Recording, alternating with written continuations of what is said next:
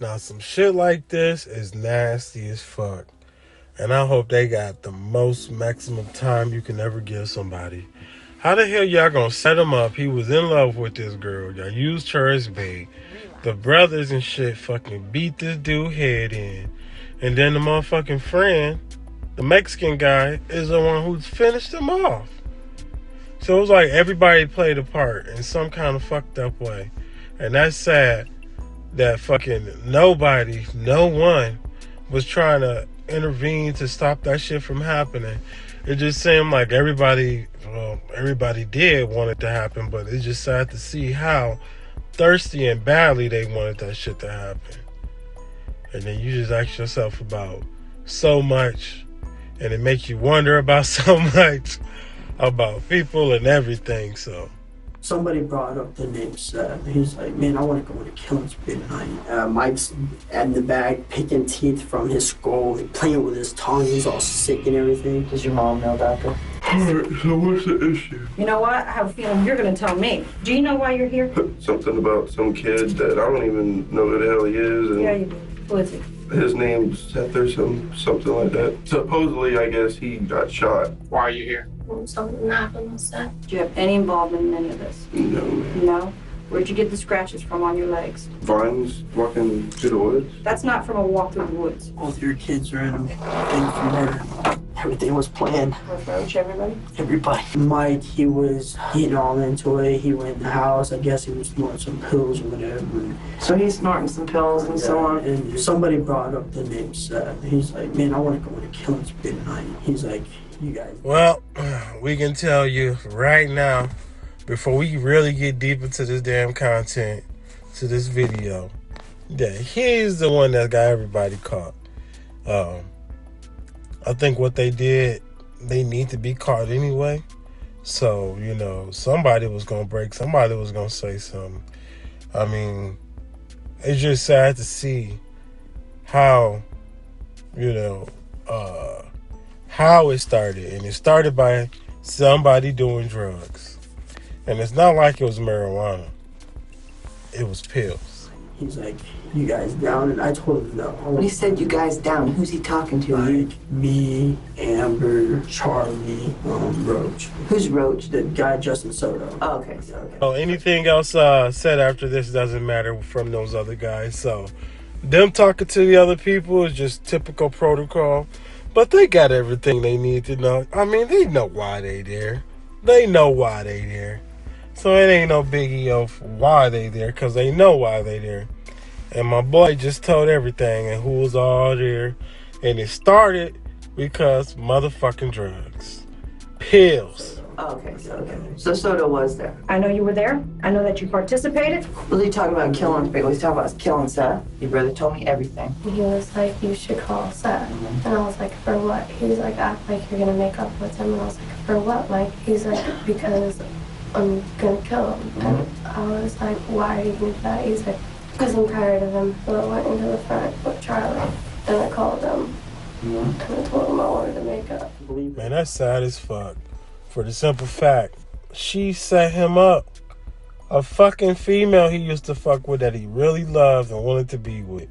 And she fucking set him up. That is just real devastating to hear. She should have got as much time as the motherfucking guy who wanted to do it and thought about planning it. So, I don't really stop it that much. I'm just thinking like, damn, that's really fucked up. Believe it or not, Amber wanted it done. Amber don't want nothing to do with him. Amber wanted him dead and gone. He deserved it. I wanted him dead, but I didn't want to do it. Everybody was agreeing to it. So did Soto agree? Everybody agreed. So there's 5 people. Yes, ma'am. Okay. Mike opened the door. I come out. I hit him over the stick, the head. Where was Seth when you hit him? He was in the chair. Okay. And I hit him over the head with the stick, and it broke 3 times on him. At no time did you ever say, what the hell are you doing? What's going on? If you didn't know what was going on. You see the picture I'm painting now? Obviously, you had to know what was going on. You know why?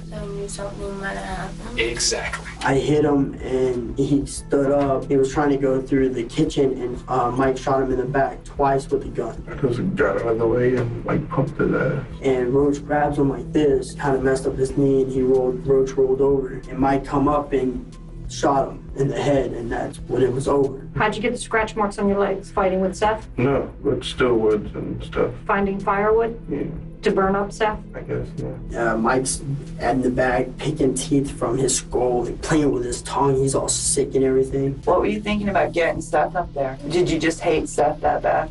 I didn't hate him. I was hurt. Does your mom know about this? What do you think mom's gonna say? Not one of her children, but both her children are involved in murder. I'm sorry, guys. There's a 15-year-old kid murdered because of us. You're all gonna be booked with first-degree premeditated murder. You two will go to the Juvenile Assessment Center. You will go to the Marion County Jail. Okay? We're all in for murder. We're screwed. Yeah, I know that, yeah. And Mike's running away. We're all handling it for him.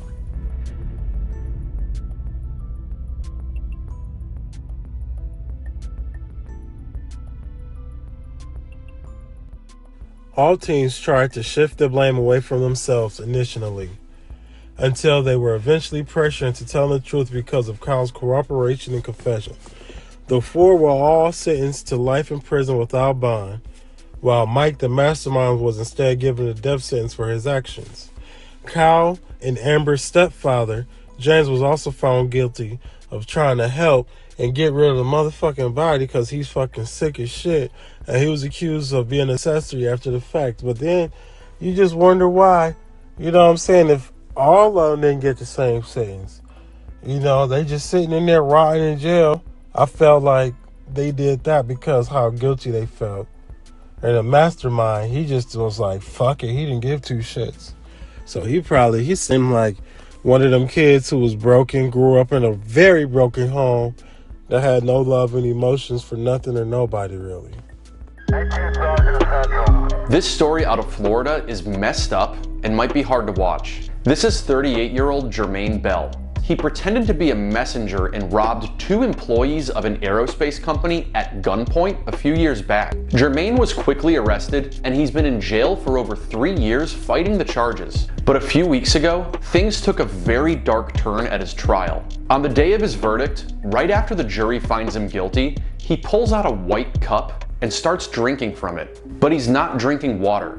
He's drinking bleach. An officer goes up to Jermaine with a garbage can to try to get him to spit it out, but instead, he keeps drinking it, and shortly after, he collapses into a chair. He's rushed out of the courthouse, writhing in pain. Fortunately, he's able to survive the entire affair. The corrections department is facing questions about how he was able to get his hands on that chemical and bring it into the courtroom. His family wants accountability for what went down. The whole thing is still being investigated by Miami police and corrections. Alright, so I'm confused. He was locked up all that time, and he was able to get bleach in the courtroom and drunk bleach. How in the hell you get bleach snuck in the courtroom if you've been locked up this whole time?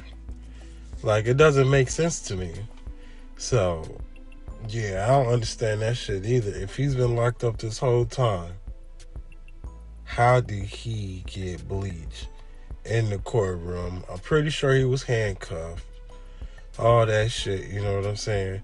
Anyway, even if he wasn't, like, motherfucking, you got to get checked in when you go in the courtroom and all that and stuff. And you can't have no open fluids in there like that. So, how? They got to tighten up, man, because that could have been some bomb crazy shit, you know what I'm saying? This story out of New York City is tragic. It all went down last night in Harlem, where police were called to an apartment building. When they got on the scene, they found a 16-year-old girl that had been stabbed in the neck. Police rushed her to the hospital, where she was pronounced dead. According to the cops, the girl had gotten into an argument with her 18-year-old boyfriend, who fled the scene before they arrived. Youth violence is incredibly common in the United States. The CDC says that homicides are the 3rd leading cause of death for all people aged 10 to 24, and the risk of violence is higher for young adults that are Black or in the LGBTQ community. As of Monday morning, police are still searching for the 18-year-old suspect who carried out the stabbing, who they say also has a history of 6 prior arrests for robberies. Before I start talking about this, I just gotta say, shout out to John over at Notice News. But this is sad though. Another kid lost their life, man. And another kid took a life. I mean, what is going on that's making these kids, like you said, that's making these kids from this age killing each other? I mean, if they wipe each other out, it's not going to be so many in that age, you know what I'm saying? Because left and right, they just tearing each other apart. And it's like ain't nobody guiding them or telling them, you know what I'm saying? Like, this shit ain't cool at all. So, I don't know what to say about this one, but I just hope y'all being safe wherever y'all at.